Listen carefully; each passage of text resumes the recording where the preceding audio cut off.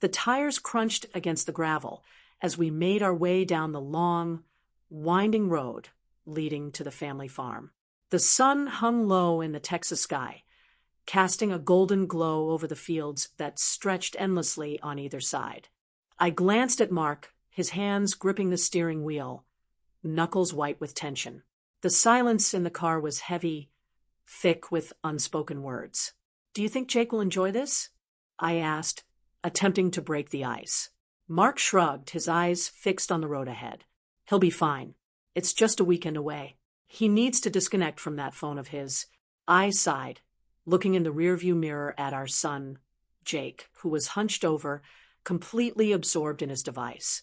At 15, he had become a stranger, lost in a digital world that seemed to consume him whole.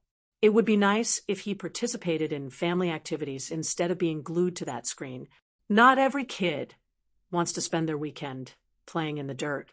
Mark snapped, his irritation bubbling just under the surface. I could feel my heart sink. This was not how I envisioned this trip. The truth was, Mark and I had been drifting apart for years, ever since Jake was born. In the beginning, parenthood had brought us closer, but as the years rolled by, it felt like we were just two ships passing in the night. I couldn't remember the last time we had a real conversation, one that didn't revolve around bills or Jake's grades. "What happened to us, Mark?" I ventured, my voice barely above a whisper. He turned to me, eyebrows furrowed. "What do you mean?" "I mean, we used to be happy. We used to talk. Now, it feels like we're just coexisting." Mark's jaw tightened. "Life changes, Sarah. We can't always be on cloud nine. We have responsibilities."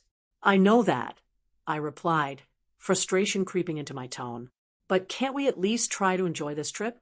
It's supposed to be a break for all of us." He let out a harsh laugh. "A break? From what? We run around like headless chickens every day. And for what? Just to sit here and argue about how we feel?" The words hung in the air, sharp and biting. I turned my gaze back to the window, watching the landscape blur past. My chest felt tight, a knot of emotion swirling within me. I wanted to scream, to cry, to make him understand how lost I felt. But instead, I swallowed hard, letting the silence stretch on. As we pulled into the farm, the familiar scent of fresh earth and hay washed over me, momentarily lifting my spirits. The old farmhouse, with its peeling paint and creaky porch, stood proudly against the backdrop of the sprawling fields. Jake finally looked up from his phone, his expression a mix of mild interest and indifference. "Welcome to the middle of nowhere," he muttered, shoving his phone into his pocket. "Come on, it's not that bad," I replied, forcing a smile. "Let's unpack and explore a bit." Mark exited the car, moving with a purpose that suggested he was eager to avoid further conversation. I followed him, but the air between us felt charged, electric with unresolved tension. As I walked towards the trunk to grab our bags, I noticed Jake lingering behind, staring at his phone again. "Jake, put that away. You can check your messages later," I called out, trying to inject some enthusiasm into the moment. He rolled his eyes but complied, shoving the device into his back pocket. "Fine, but this place looks old." "It has character," I said, hoping to spark some enthusiasm. "Let's go check out the barn. Remember how we used to spend hours there when you were younger?" He shrugged, shuffling his feet. "Sure, whatever." As we made our way inside, the charm of the farmhouse enveloped me. The wooden floors creaked underfoot, and the sunlight streamed through the dusty windows, illuminating the space in a warm glow. But my heart sank as I watched Jake wander around, still detached, seemingly uninterested in the charm that surrounded us. Dinner was a quiet affair, the three of us seated around the old wooden table, the clinking of utensils punctuating the silence. I served up the meal, trying to inject some warmth into our interactions. "So, Jake, what do you think of the farm so far?" I asked, forcing a smile. "It's fine," he replied, his eyes still drifting toward his phone every few seconds. Mark cleared his throat, and I could sense the tension creeping back into the room. "We can't keep pretending everything is fine, Sarah. We need to talk about finances. The bills are piling up. I felt my stomach twist. Not now, Mark. Can't we just enjoy one meal together without discussing the weight of the world? He leaned forward, his voice low but intense. This isn't just about you. We have responsibilities. You can't keep burying your head in the sand. I opened my mouth to retort, but the words caught in my throat. Jake shifted uncomfortably, and I could see him glancing between us, the tension thickening like fog. Guys, can we just chill for a second? Jake finally interjected, his teenage voice breaking through. This is supposed to be a family trip. Exactly, I said, desperate to steer the conversation away from the impending storm. But Mark wouldn't let it go. We can't pretend everything is okay when it's not. We have to address the issues.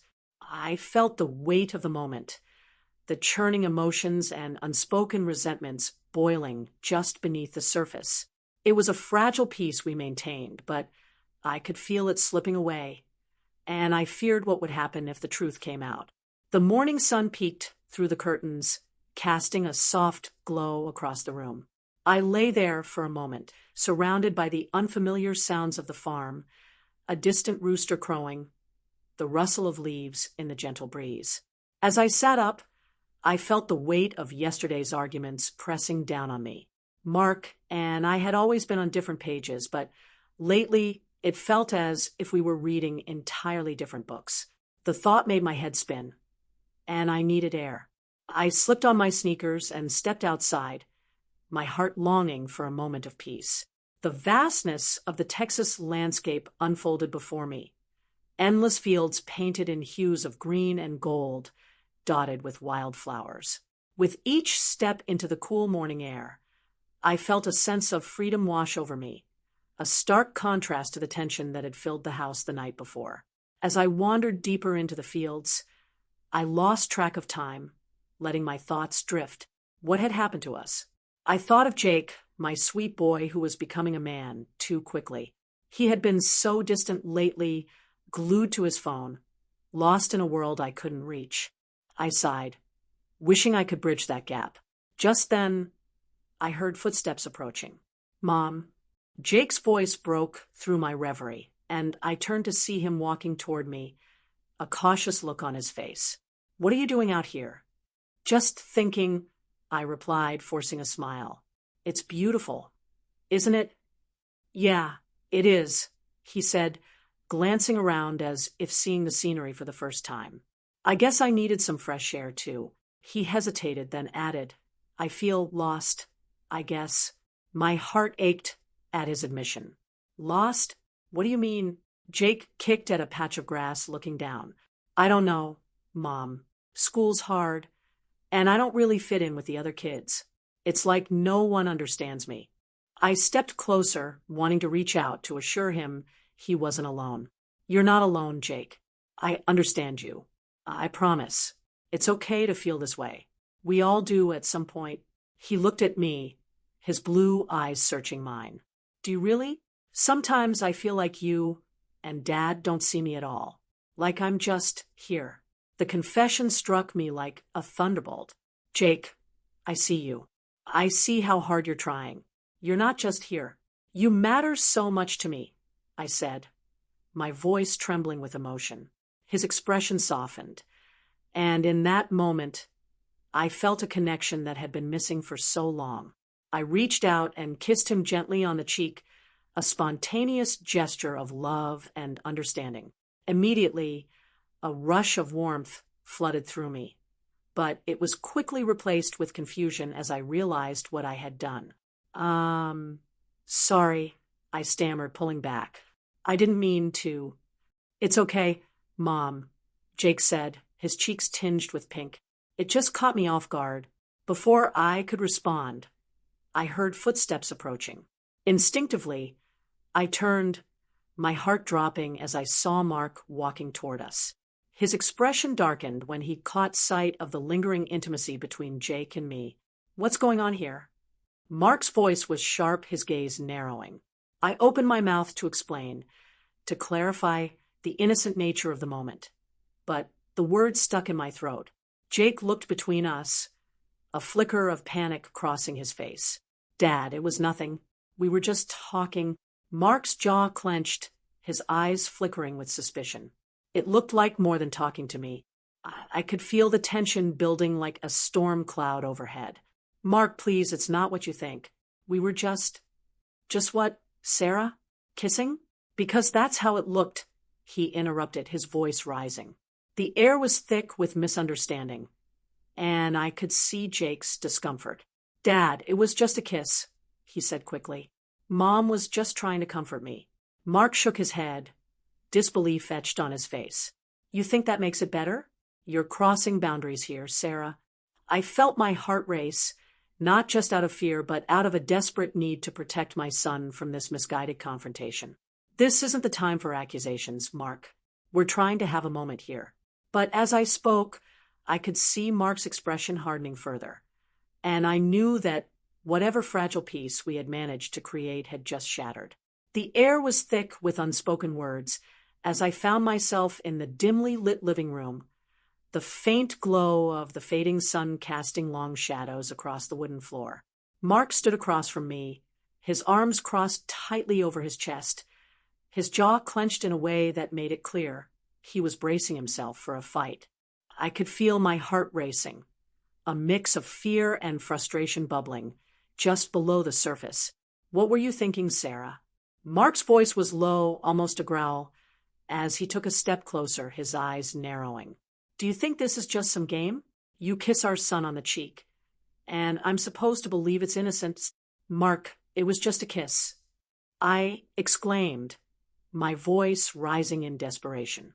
I could feel the heat rising in my cheeks, a mix of embarrassment and anger. He was feeling lost, and I was trying to comfort him. You have to understand that. Understand what? That you're using him as some sort of emotional crutch. He shook his head, the disappointment in his eyes cutting deeper than any accusation. You think I didn't see the way you looked at him?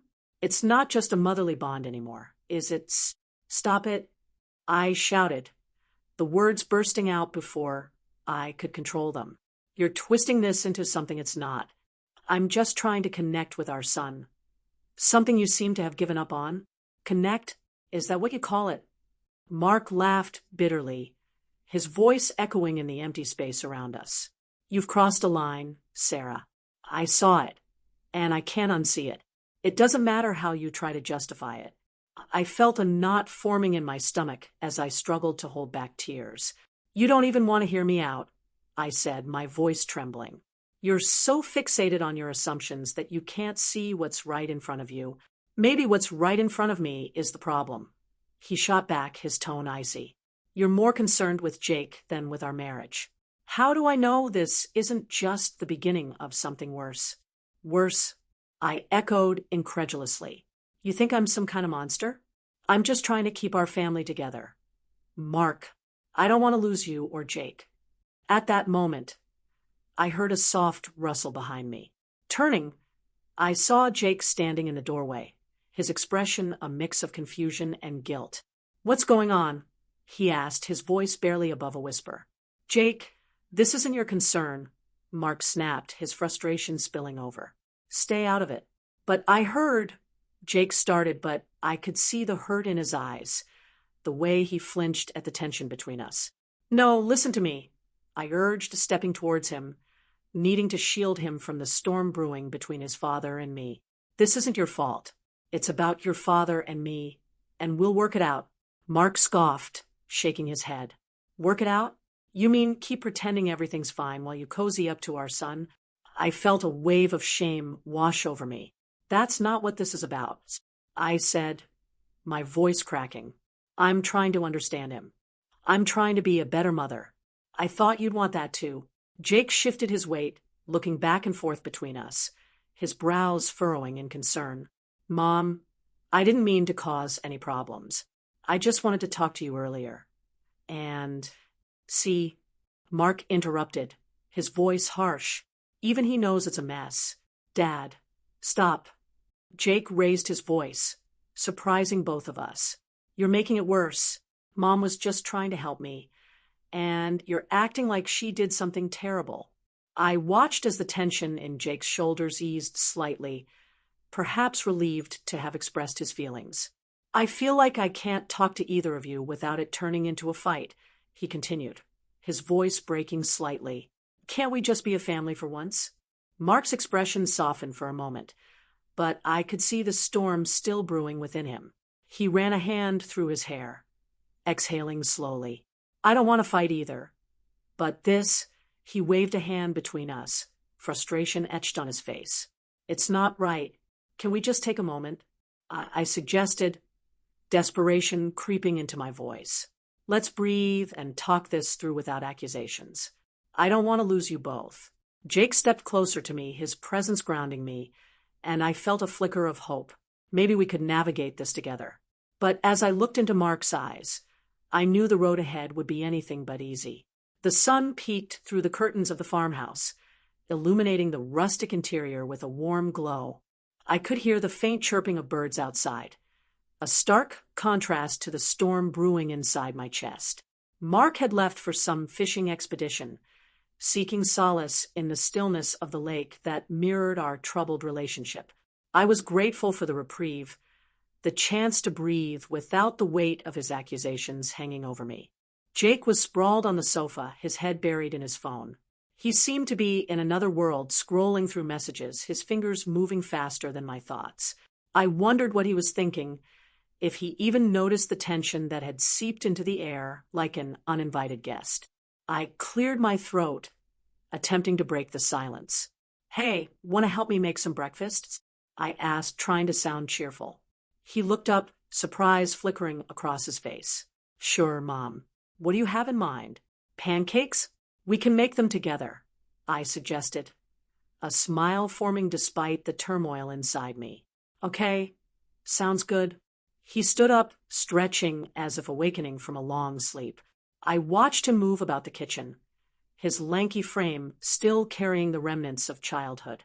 As we mixed the batter, I found myself stealing glances at him, marveling at how much he had grown. It was bittersweet, a reminder of how quickly time slips away. "Do you remember the last time we made pancakes?" I asked, trying to anchor us in a happier memory. "Yeah, I think I was like 10, Jake chuckled, pouring the batter onto the hot griddle. "You made a giant one shaped like a dinosaur." I laughed, the memory brightening my mood. "You insisted it was dino-sized and wanted to eat it all by yourself." Jake grinned, flipping the pancake skillfully. "I still would if I could."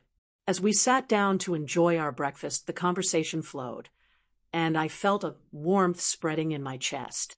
It was as if the chaos that had enveloped us was momentarily forgotten. "You know, Jake," I began, hesitating, "I've been feeling a bit lost lately." He looked at me with concern. "What do you mean?" "It's just, sometimes I feel like I'm not enough. Like I'm failing at this whole parenting and marriage thing." I took a deep breath, gathering my thoughts. "Your father and we've been struggling, and I worry it's affecting you." Jake's brow furrowed, and he leaned forward. "Mom, you're doing your best. It's not your fault if Dad is, well, Dad." His words struck me, and I felt an overwhelming urge to cry. In that moment, I was just a mother, vulnerable and raw. I didn't want to burden him with my issues, but the truth slipped out before I could stop it. "I just feel so inadequate sometimes. Like, I'm not the mother you deserve." He reached over, pulling me into a hug. It was unexpected yet comforting. "You're an amazing mom," he murmured, his voice reassuring. I felt the warmth of his body against mine, and for a fleeting moment, the world outside faded away. Then, in a burst of misplaced emotion, I leaned in, our lips brushing together accidentally. My heart raced, my eyes widening in shock. I quickly pulled back, the gravity of the moment crashing down on us. "Oh, Jake, I'm so sorry." I stammered, cheeks flushing with embarrassment. "It's okay, Mom," he said, his own face tinged with pink. "It was just an accident."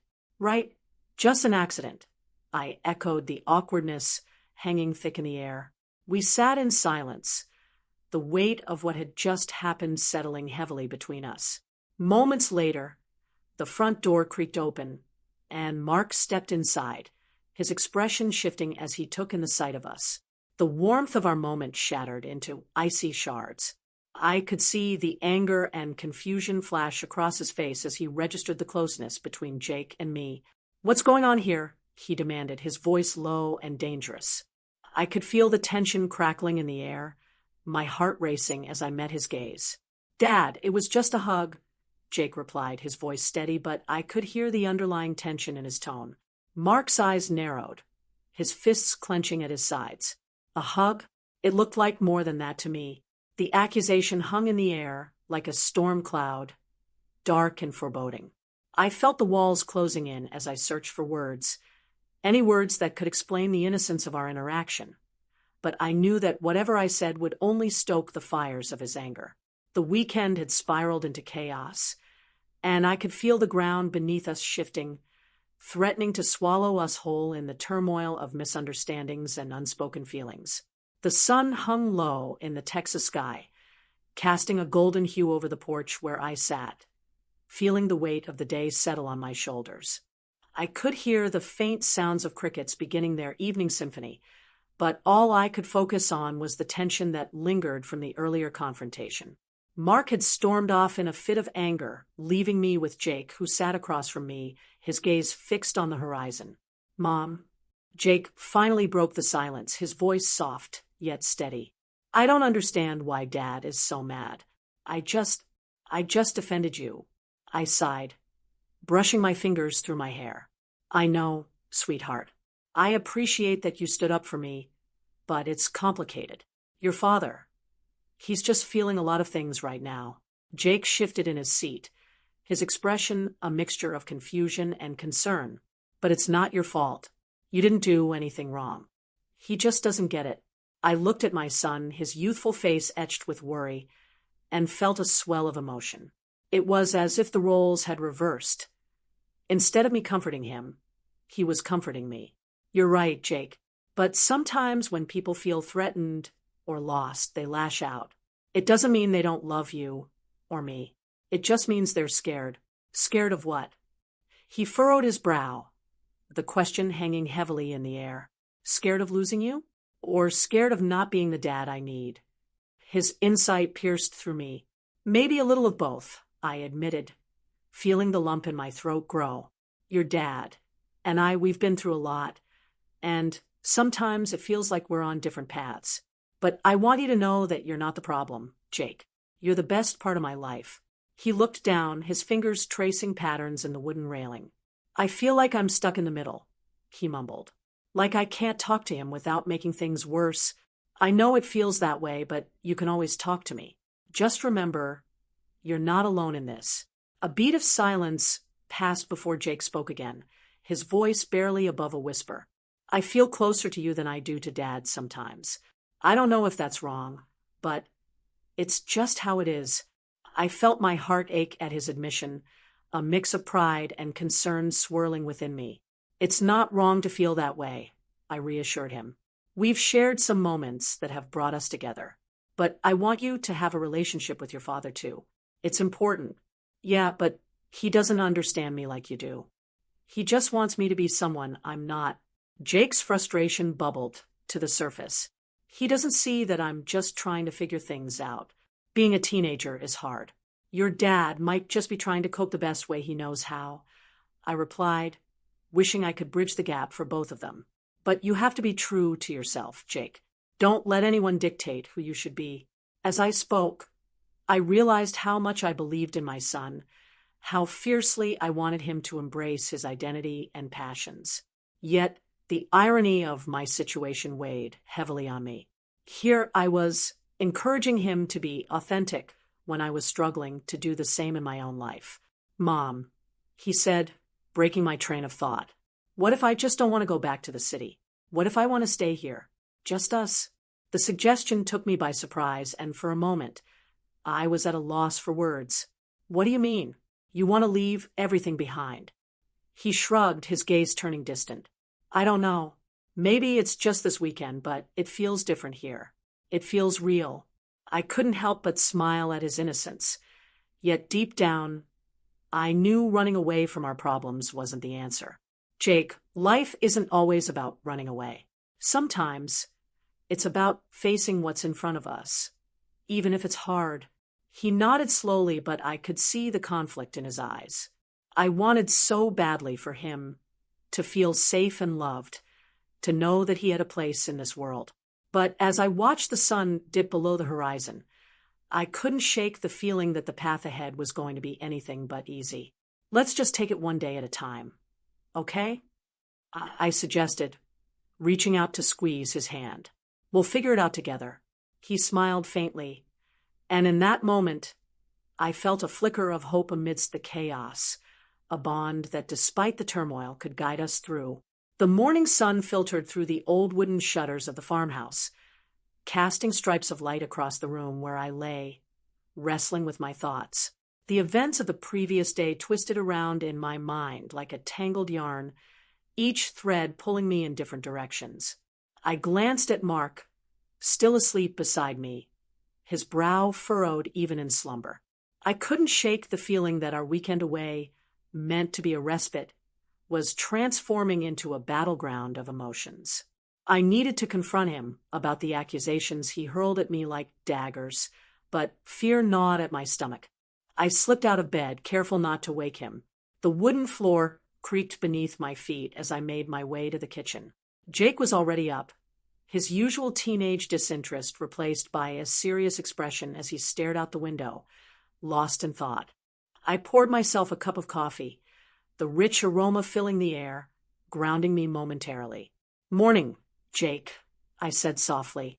"Morning, Mom," he replied, still gazing outside. I could feel the unspoken words hanging in the air between us, a lingering echo of last night's revelations.